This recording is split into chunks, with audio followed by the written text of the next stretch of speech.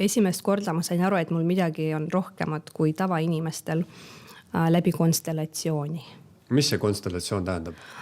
Konstellatsioon on siuke meetod, mille läbi saab tõde nähtavaks. Ehk siis seda on raske kirjeldada, seda peab proovima.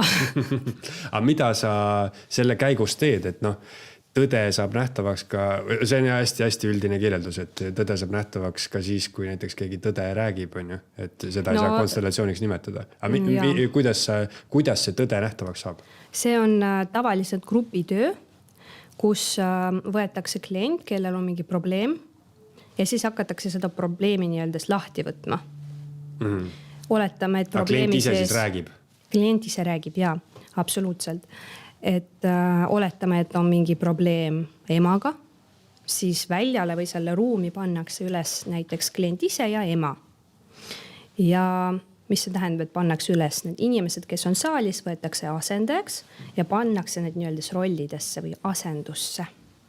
Et need võivad olla tõesti võõrad inimesed? Jaa, absoluutselt. Isegi tänavalt. Ja siis need inimesed, kes on seal rollis, nad hakkavad tunnetama, mis emotsioonid neil on, mis neil kehas toimub, kuhu tõmbub, milline on side selle figuuriga, milline on side selle figuuriga. Ja tavaliselt imekombel nad räägivad seda, mis ka päris inimene päris elus tunneb. Ja mõnikord isegi kehakeel on täpselt samasugune, et kliendid tihti imestavad, et kuidas on võimalik nii, et ta räägib nagu mu ema ja näeb välja nagu mu ema ja väljendub täpselt samamoodi. Aga kuidas see siis on võimalik? Kuidas see, ütleme, see suvaline inimene tänavalt, kuidas ta järsku hakkab siis nagu imiteerima selle inimese jaoks tähtsat inimest? Et teaduslikus keeles nimetatakse seda peegelneuronite süsteemiks, ehk siis ma annan seda infot läbi silmade, läbi peegelneuronite ja sina saad nagu seda väljendada ruumis.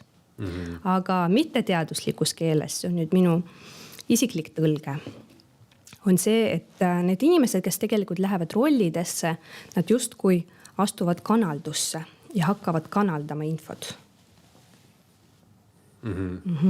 Ja minul ükskord, kui ma alles alustasin konstellatsioonidega, siis mul hakkasid mingid pildid jooksma lihtsalt peas. Ja ma mõtlesin, et kas see on minu fantaasia või ma mõtlen midagi välja, on ju, mingid numbrid, mingid pildid. Et ma ei öelnud välja, aga konstellatsiooni lõpus ma mõtlesin, et lähen kontrollin, et pole ju midagi sellest, kui ma lihtsalt väljendan seda. Läksin selle kliendi juurde, ütlesin, et ma ei tea nüüd, kas see on minu fantaasia või mingisugune väljamõeldis, aga ma nägin oma peas selliseid pilte, selliseid numbreid. Siis ta vaatas mind niimoodi suurte silmadega ja ütles, kust sa tead. Ehk siis selle numbrid olid siis vanus ja täpselt see, mis toimus, ma kirjeldasin. Ehk siis tuli mingi info ei kuskilt põhimõtteliselt mulle pähe piltide näol, mida ma siis otsustasin kontrollida, et kas on tõde või on reaalselt mingid, ma ei tea, luulud mul. Aga need pildid tulid siis konkreetselt selle inimese kohta nagu? Ma ei mäleta, kes ma olin täpselt seal asenduses, kas ma olin nagu kliendi asendaja või keegi teine, aga pildid lihtsalt tulid. Jah, et klient lapsepõlves, kui ta oli 14 ja istus nagu nurgas niimoodi ja siis nägi, kui ema ja isa ja lihtsalt ema ja isa niimoodi kaklesid omavahel hästi tugevalt. Ja hästi suur stress oli. Siis ma mõtlesin jah, et väljendab, vaatame, mis sellest saab, on ju, et mulle ju ei tehta midagi, kui ma räägin valesti, on ju. Ja siis tuligi välja, et oligi nii. Aga kuidas sa nagu, ütleme, see kanaldus ja see info, mis tuleb, on ju kuskilt sinuni, ma ei tea kust, on ju. Et kuidas sa saad eristada enda loogilist mõtlemist või kuidas sa saad nagu selle loogika sealt välja võtta? Sest ma ütlen näiteks, et kui minule on ju tuleks, ma räägin mingisugusest inimest, näiteks ma räägin sinust on ju, ja mulle tuleb kuskilt mingi number a la, ma ei tea, kui vana sa oled, aga näiteks mulle tuleb, nüüd ma pean pakkuma su vanust. No see on loogika. Aga ütleme, et mul tuleb number 23 on ju. Et siis ma hakkan loogiliselt mõtlema, et see sobiks, kuna ma näen sind on ju, milline sa välja näed, et see sobiks sinu vanuseks. Et see on mul nagu loogiline järeldus. Aga kuidas siis saab juhtuda siuke asi, et see 23 on näiteks sinu jaoks hoopis mingisugusel teisel tasandil mingi tähtis number, et kuidas sa saad nagu tavalist loogilist mõtlemist sealt nagu välja? see on väga keeruline ülesanne ja samas väga huvitav testida ennast ja vaadata, mis on minu loogiline mõtlemine, minu aju genereerinud ja mis on reaalselt mingi intuitsioon.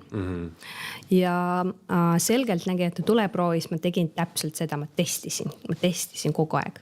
Mul olid silmad kinni, oli midagi tuli, siis ma testisin. Okei, mingi hääl tuli, naise hääl, tegelikult tunne oli sees, et see on mees, on ju. Aga kuna ma kuulsin, et ta niimoodi tegi häält nagu naine, siis mu loogika kohe on naine. Tegelikult oli mees, aga tunne oli mul õige, et see on mees, on ju. Ja niimoodi ma õppisingi eristama loogikat ja intuitsiooni, aga siiamaani ma vahepeal nagu lähen omadega sassi, sest need on nagu hästi sarnased. Aga praegu ma olen teinud sellise järelduse, et kui ma nagu tunnetan või otsustan emotsiooni pealt, siis ma ei pruugi kuulata oma intuitsiooni. Ehk siis selleks, et hästi selgelt tunda ja infot vastu võtta, sa pead olema hästi neutraalne. Põhimõtteliselt null neutraalsus, null positsioonis, niimoodi, et sul emotsiooni, et ei ole üleval, ei ole all, ei ole ärevust, mitte midagi, sa oled nagu siuke puhas vesi nii öeldes. Mitte puhas, vaid nagu tasane vesi. Ja siis tuleb see õige info läbi intuitsiooni või läbi kanalduse.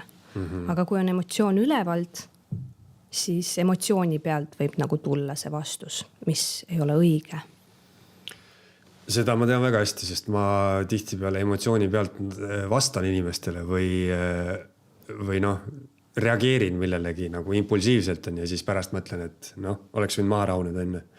Aga kuidas sa siis selle nullseisu saavutad või selle tasase vee, et see tundub ju selline, selle jaoks peab minema koopasse 30 aastat mediteerima, et sa järsku oleksid, et sa jälgiksid enda emotsioone, ei oleks neist mõjutatud. Et kas sa viid ennast mingisugusesse transsi või kuidas sa enda intuitsiooni nagu ära tunned siis? No tegelikult ma ei saa öelda transsi, aga poolt transsi kindlasti. Või ongi tavaline meditatsioon, et sa hingad. Sa tunnetad oma hingamist, oma keha, rahuned maha. Tuled nagu kohale.